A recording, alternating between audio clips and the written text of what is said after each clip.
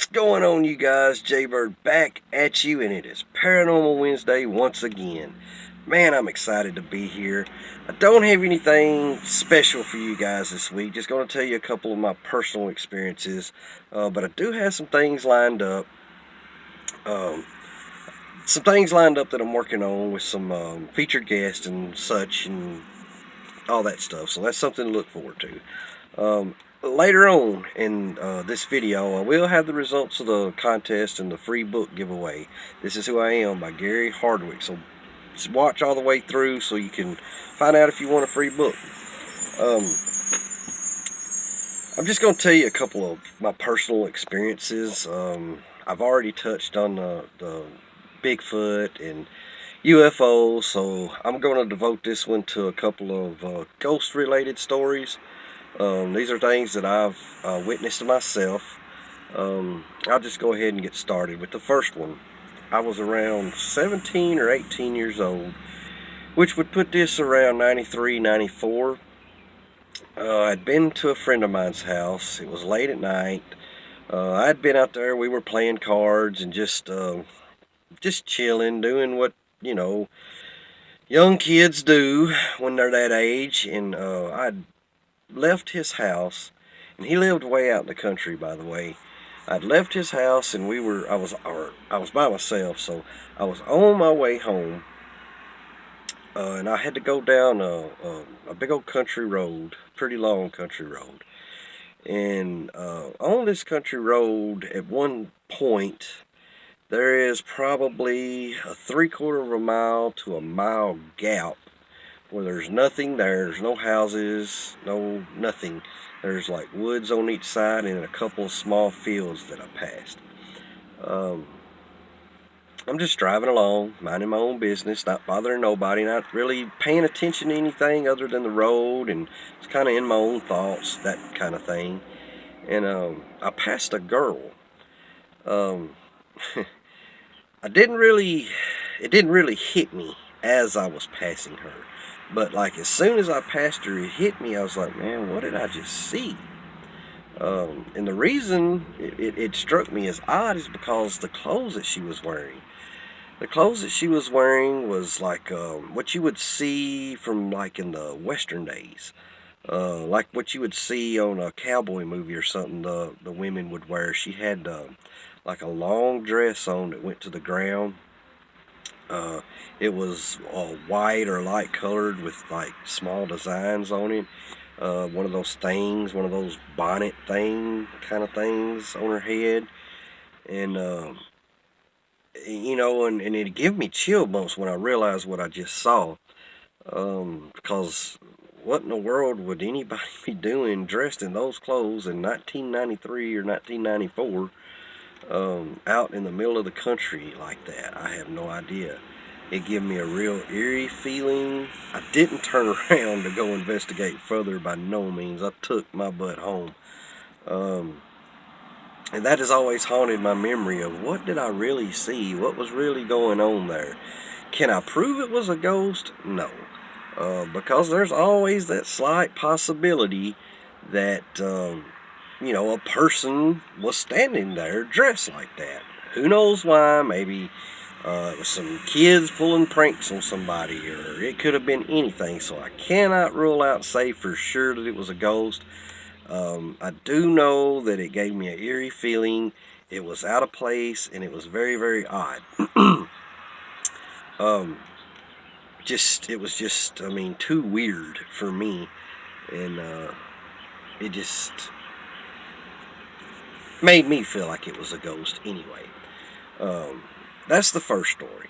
The second story I got for you guys has to do with my grandfather.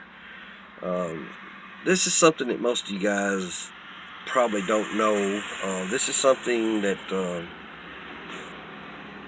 only my close personal friends and family probably know, but my mother and my father, there was a pretty big age gap.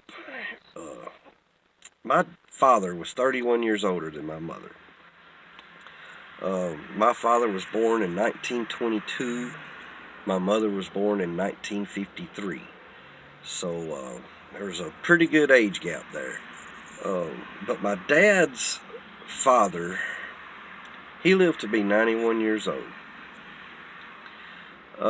A couple of years, probably 2.5, 3 years before he passed away, he lived with us in our home. My father didn't want him to be in a nursing home or anything like that, so he lived with us, and my father took care of him. He couldn't get around on his own. He couldn't go to the bathroom on his own. He couldn't feed himself. He couldn't.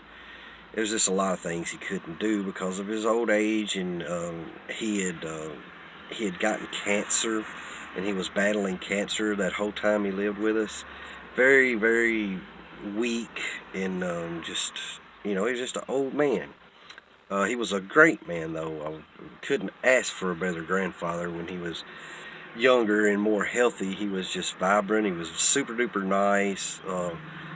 He just instilled some good qualities in me, that because of the age difference of my mother and my father, I think I got some of that old schooling, if you know what I mean. But anyway, my dad took care of him, and like, if my grandfather needed to go to the restroom, or if he needed anything, my dad had put a cowbell next to him, an old-timey cowbell, and that way if my grandfather needed anything, like if it was in the middle of the night, he could ring that cowbell, and it would wake us up and everything, and my dad would go get him and take him to the bathroom, or whatever it was that he needed done. Well, 2.5, 3 years of hearing this cowbell over and over and over, you kind of get used to it after a while. I did anyway.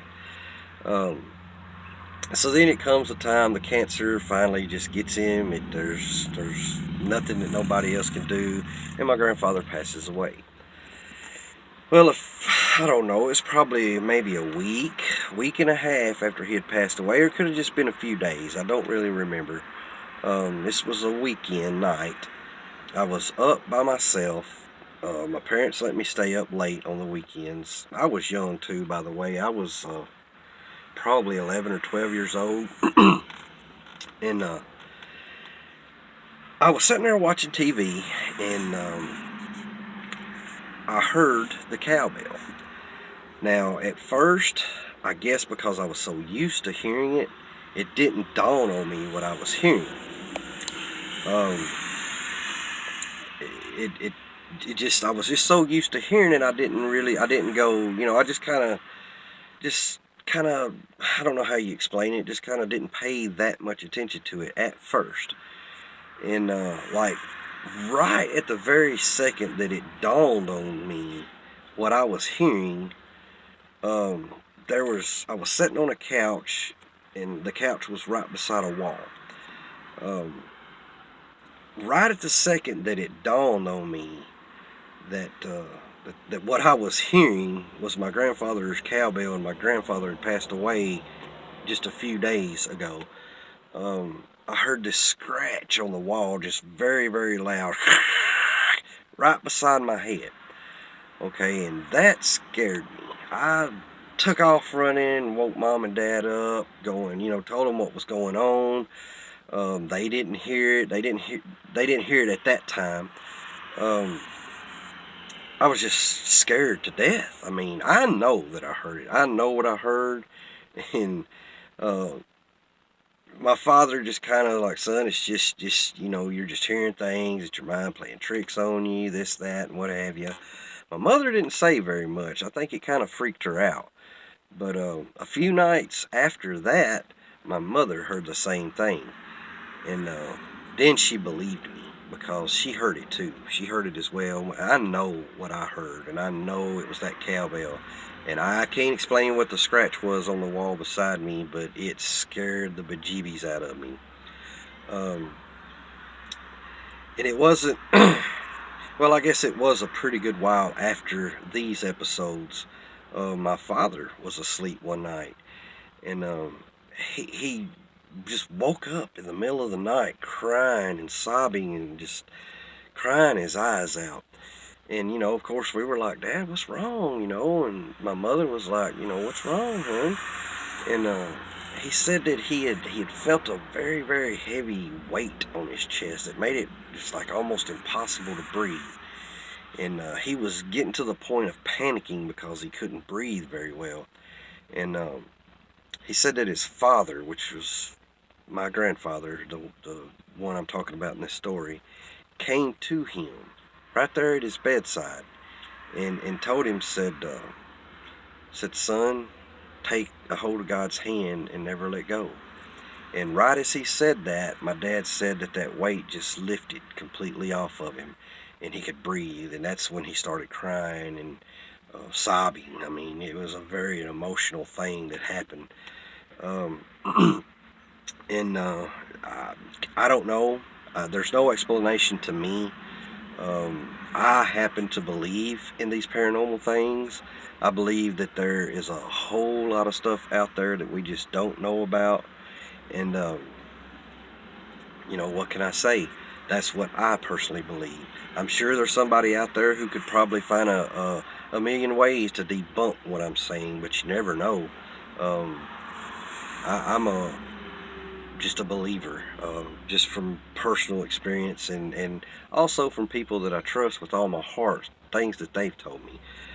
Um, Now I do have my mother, I'm trying to talk her, and she's got some really cool stories too of when she was a child and some paranormal experiences. One of my aunts has a paranormal experience that I would love to get on film. So these things are planned for in the future. If I could just talk them into it and not be so camera shy and get them comfortable behind the camera, it'll work out great. And I think they will. They'll do a good job once they realize that it's just you guys.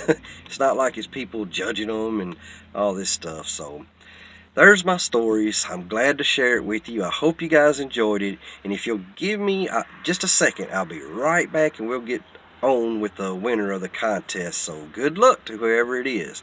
Thank you guys. Peace out. I will be right back. Thank you. Alright guys, this is Jaybird and I am back and we are fixing to do this contest. So, as you can see, I have all the names right here in the hat and I'm shaking them up. I think there's like 21 in here. I only put the ones who follow the rules and put hashtag this is who I am. So here we go. We'll get ready to get a winner. I'm just going to randomly pick one. Alright, here we go. Margaret Hill, you are the lucky winner. You'll have to get a hold of me. The best way to get a hold of me is probably through email, which is jaybirdshouse@gmail.com. You can friend me on Facebook, Jason Enochs, Enochs. You can direct message me. You can look me up on Twitter. Any of those. And just get a hold of me. Give me your address. And I will get the book right out to you. And thank you guys for watching. Keep a smile on those beautiful faces. Peace out. Love every one of you.